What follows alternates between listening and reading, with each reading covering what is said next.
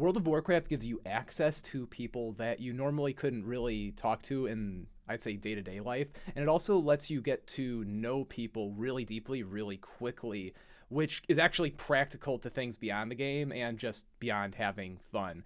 I'd probably compare it to golf, except there's a lot more risk if you're trying to talk about, I don't know, like deep things with people you golf with, because you see them in person and theoretically saying the wrong thing and damaging the relationship with them could actually cause problems in other parts of your life. But online, I mean, we all kind of know, like, if you don't really get along with someone, you just don't have to talk to them again. So it's nice. You can tell people things about yourself and learn things about other people that normally isn't conventionally considered like socially acceptable really, really quickly. I didn't have too much of this when I played WoW as a kid, but now that I'm an adult, I have a ton of it. But the first time in a video game where I would say getting to talk to people really had a big positive impact on my life was when I was first going to college. Now, I was thinking college is expensive. It appears slightly like a scam, but I don't know what to do. I'm like a dumb kid. I'm 19. I went to college a little late. It's probably just a thing I got to do. And I was thinking like, okay, what do I think gets paid a lot? I don't know. Probably people at banks, probably programmers. I like video games, so hopefully they get paid a lot. And doctors, and it's just like random things somebody would think of. And I used to play a lot of Dota 2, a lot of Dota 2. And I had some friends that were a little younger than me. I played with some guys who were like 17 and in high school, and they had a friend who was a little older than them that they had known when they were younger and in high school, who told me about tech jobs. And I eventually end up working at Microsoft after I graduate, and it was a good job. I quit because I drove me fucking crazy, but I only really knew to pursue this because I ran to a guy in Dota who introduced me to someone who was like 21 years old, making like $300,000 a year at like a hedge fund as an engineer. And I was just like, what the fuck are you doing? Like, how'd you pull this off? And he like told me like this whole, the whole system of recruiting in big tech and how it works, what the interviews are like, how to negotiate an offer, what things do and don't matter. I mean, the TLDR of what he said was like, you got to practice these math problems, and you can't really negotiate if you don't have alternatives to negotiating, so you get competing offers. And he had like 5 of them over a course of a few months, and he kept on bidding them against each other, and then he got like an insane offer. And he was very young, and he was able to, for some reason, he was able to drop out of community college and someone let him convert to full-time.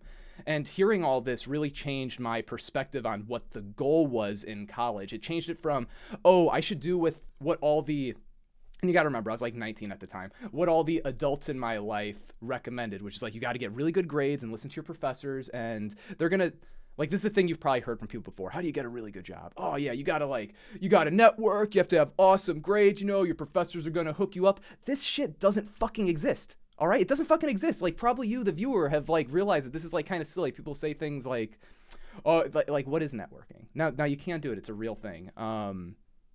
But skills are, of course, what really matters. Skills, or the ability to like mime a skill.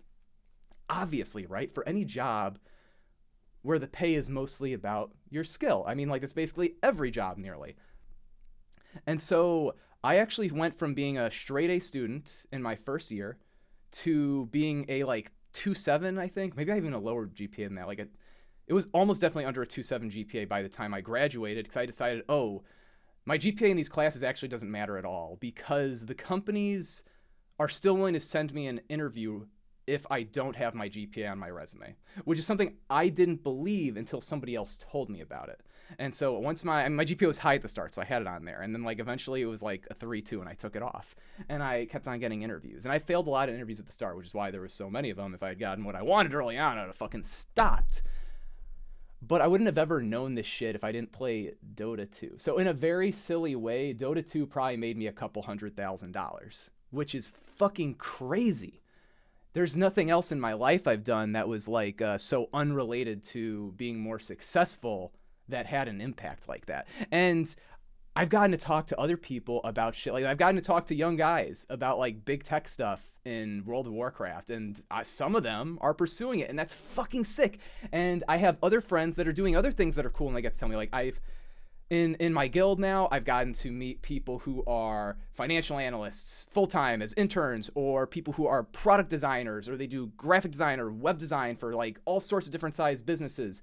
And I've gotten to talk to big law lawyers and nurses and doctors, all these crazy people. And I mean, also just people who like work more conventional jobs, like they have an email job. And it's kind of interesting to talk to them, like, well, why the hell do they have you do what you do? Why do you think so? Do you like it? Like, if you don't like it, like, how does it make sense for you and your life holistically? And it's mostly it's for fun now, but it is really, really practical, which is like super goofy, because this is not what the kind of shit people think about, I think, with games. I think like, oh, you're going to get to know people, and you're going to, I don't know, like there's going to be memes that get generated in your social group, and you guys are going to parrot them to each other like a bunch of fucking idiots. And if some outside observer saw the shit you and your friend said, they probably think you're fucking stupid. But really, you're just having a good time, and you're all showing them like, oh yeah, we all are on the same jokes, and that shit's great. But it can be really deep too. I've met like 6 or 7 of my guildies over the years in person. I used to live in Seattle, and so I don't know why people like to visit that fucking city, honestly. But people would be like, I want to visit Seattle, and I'm gonna go to the aquarium there. Oh yeah, I'm in the area. Let's get a beer. I'm like, fuck yeah, let's get a beer. You know, like that was so cool. Stuff that you can't, I mean, you can get in other video games, sure. I mean, the story started with how Dota 2 changed my life in a material way, beyond making me very mad at people who speak languages other than English on the internet. If you've played fucking Dota 2 or League of Legends, you get what I mean, all right? This isn't racist, but this is a thing. Anyways, though, it's just such a wonderful experience, and I don't think you can get it in other places very easily. Like if I met you in person and I introduced myself by saying something weird, like, oh yeah, like I used to work at Microsoft, and then I like quit and I've been doing whatever, you know, and then I ask you like, what's your job? Do you like it? Like, do you think you're gonna work that for the next 10 years? Why not? Like, or why? You know, and that's really odd in person, and it like puts people on the spot. But like online, I fucking ask people shit like that all the time, and almost everybody wants to get into the talk about it. They know there's like no risk. It's super fucking cool.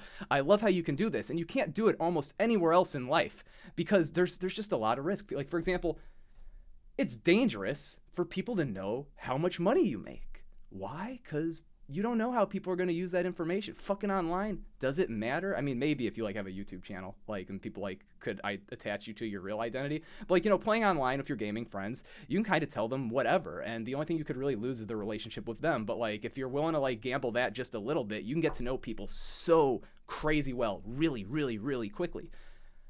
You can also kind of do shit like that in college. A lot of people, I think, pull that off by using alcohol. Like, I don't know, like, how many of you guys went to like parties in college, someone gets too drunk, starts saying some real gay shit to you, like, I fucking love you, buddy, or same shit. Like, people get like way too drunk in lots of places and say things that are funny. Like, I remember one time, one of the people I played WoW with, I went to his wedding because it was like, oh shit, like, you live near me?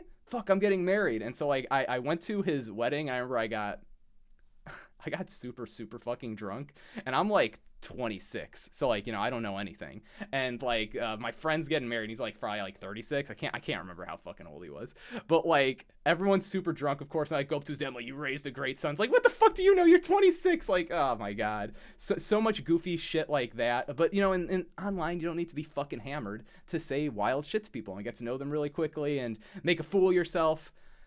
It's awesome. I don't know why anyone at all would join a guild where you don't fucking hang out with people, where it's not like an option. It's not like everybody that I've ever played WoW with do I like hang out with them all the time. I'm up their fucking ass. But it's so great how I've never played this game and not had hang out with people in Discord be the number one activity I do in the game ever. Even though like since like 2020, like parsing speedruns has been really top of mind.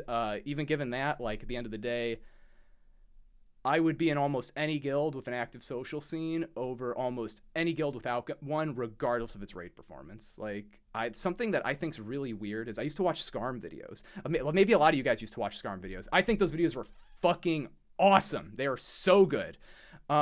But one of the things he talked about was how a lot of better guilds back on private servers had better communities, and people really knew each other and did a lot of shit together, and they're very positive, and they're maybe a little toxic about performance, but in general, people had very aligned goals, and it made for a super amazing environment. And from what I've heard from some of my friends who are in really, really, really good guilds, It's not like that nowadays, which is so strange to me. I do get that setting faster speed run times is, especially as a raid leader, it's really rewarding. It feels great.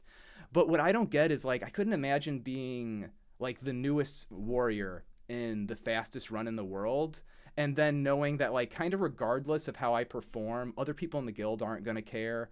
I'm going to get the 99s, but it's expected because everybody in the guild has them. The speed is going to be cool, and I'm a tiny part of that, and that's fucking fantastic. But you don't have a connection to the team at large. It's like, I don't get it. It's like, for example, if I worked at fucking NASA and they landed something on the moon, I wouldn't feel like I did fucking anything as, like, a 4-year degree, like, bachelor fucking junior engineer guy. You know, they'd be like, hey, like, I don't know, fucking, they designed this one little microscopic part. Probably like with a team of people. It would be hard to really feel ownership in the accomplishment.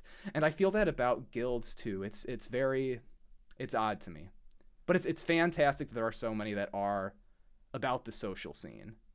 But like I say in basically all the videos, it can't just be about the social scene, because almost everybody requires getting some shiny fucking items out of dungeons, and almost everybody feels bad when they see other guilds performing better. They just can't help it. It's a human thing. So you gotta fucking take your raid performance seriously, guys. But also, why are you joining guilds where people aren't, like, getting to know each other at as deep of a level as you would ideally like? And if you're looking for a guild, my guild is looking for people. We are on, I think it's Night Slayer, NA, PvP, we're Alliance. So if you're Horde, please don't attack me. Or reroll Alliance. But yeah, 2 p.m. Eastern, Saturday raid times. Hit me up.